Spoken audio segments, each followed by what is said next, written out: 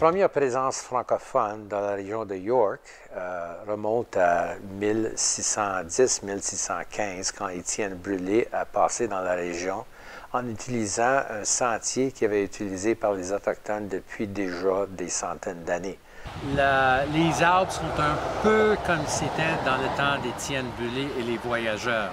Si vous regardez en direction nord, vous pouvez voir ça monte vers la hauteur de la terre. C'était rempli d'arbres.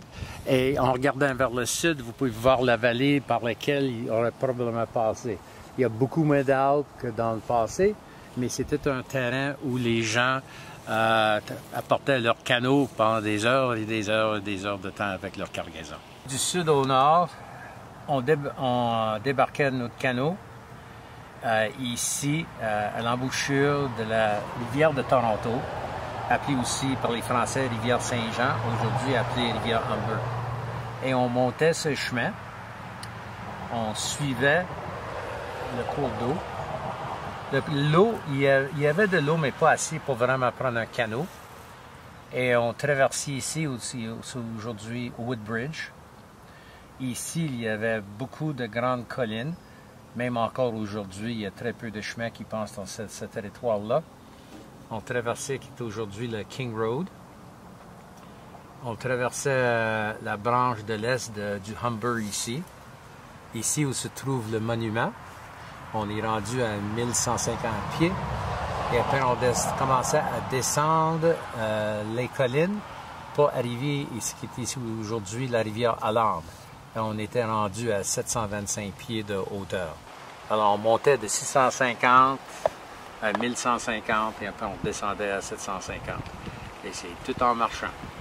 Passer entre arbre et colline et colline.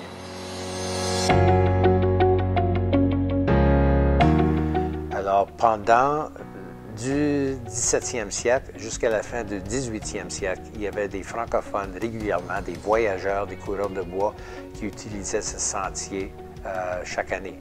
Et même le fort Rouillé, qui était un des forts francophones, avait été construit à côté du début de ce sentier à la rivière Humber dans les années 1750. Quand le gouverneur Simcoe est arrivé pour fonder la ville de York, qui est devenue la ville de Toronto par après, il a décidé de construire un chemin qui s'appelle aujourd'hui la rue Yonge. Et avec la construction de ce chemin-là, le sentier a été abandonné. Mais aujourd'hui, il existe encore des vestiges de ce sentier ici et là dans certaines parties de la forêt de King. En 1799, on a eu le premier essai d'établir une communauté de francophones ici dans la future région de York. Au nord de la ville de York, qui est aujourd'hui Toronto, il y a un groupement d'à peu près une quarantaine d'émigrés francophones de la France, des nobles qui fuyaient la Révolution française, qui voulaient commencer une nouvelle vie. Au Canada, le gouvernement les a donné des impléments agricoles et 5000 acres de terre, les deux bords de la rue Yonge, dans la région juste au sud de ce qui s'appelle aujourd'hui Oak Ridges, pour établir leur petit établissement.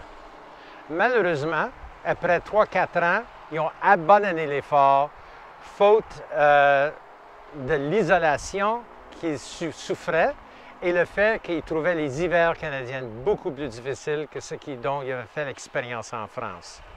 Une couple de familles ont resté dans la région. Le monsieur Quéton Saint-Georges est devenu un marchand dans la ville de Toronto et a été la personne pour laquelle on nomme la rue Saint-George qui se trouve à Toronto aujourd'hui. Il était aussi la première personne à construire une maison en briques à Toronto. Une autre famille, la famille Saint-Jean, s'est établie dans la région de ce qui est aujourd'hui Vaughan et leurs descendants vivent encore là aujourd'hui. En 1810, on a eu un autre francophone qui est apparu sur la scène. Son nom, c'était Joseph Fleury. Il venait du Québec. Il cherchait des nouvelles opportunités. Il habitait juste au sud d'Aurora pour une couple d'années. Il a réussi à rencontrer une belle jeune fille, il s'est marié.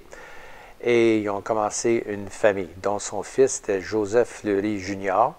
Joseph Fleury Jr. a appris le métier de forgeron. Et il est devenu très talentueux dans ce domaine. Et il a inventé une charrue qui était faite en acier, qui était de la meilleure qualité que tu pouvais voir dans le pays dans ce temps-là.